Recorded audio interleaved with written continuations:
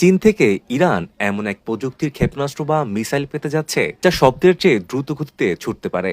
CM-302 নামে একবারে সাগরে মোতায়েন করা হলে সেগুলোকে আটকানো বা ধ্বংস করা আধুনিক প্রতিরক্ষা ব্যবস্থার জন্য প্রায় অসম্ভব হয়ে পড়বে। এর ফলে মধ্যপ্রাচ্যের সমুদ্র সীমায় আমেরিকার শক্তিশালী নৌবাহিনী বা বড় ধরনের বিপদের মুখে পড়তে পারে বলে বিশেষজ্ঞরা মনে করছেন। এই মিসাইল 290 কিলোমিটার দূর পর্যন্ত আঘাত আনতে পারে এবং পানির খুব উপর দিয়ে উড়ে গিয়ে রাডার ফাঁকি দিতে পারে। এটি সফলভাবে কেনা হলে সমুদ্রপথে যুদ্ধের পুরো সমীকরণ বদলে যাবে এবং মার্কিন জাহাজগুলো চরম ঝুঁকিতে পড়বে। ইরান ও চীনের মধ্যে এই আলোচনা গত 2 বছর ধরে চললেও সম্প্রতি ইসরায়েলের সাথে যুদ্ধের পর বিষয়টি চূড়ান্ত রূপ নিয়েছে। ইরানের বড় বড় সামরিক কর্মকর্তারা ইতিমধ্যে চীন সফর করে এসেছেন, যদিও চীন বা হোয়াইট হাউসে এই চুক্তি বিষয়ে সরাসরি কোনো মন্তব্য করেনি। তবে ডোনাল্ড ট্রাম্প কড়া হুঁশিয়ারি দিয়ে রেখেছেন যে হয় ইরানকে নিয়ম মানতে হবে, না হয় কঠোর শাস্তির মুখোমুখি হতে হবে।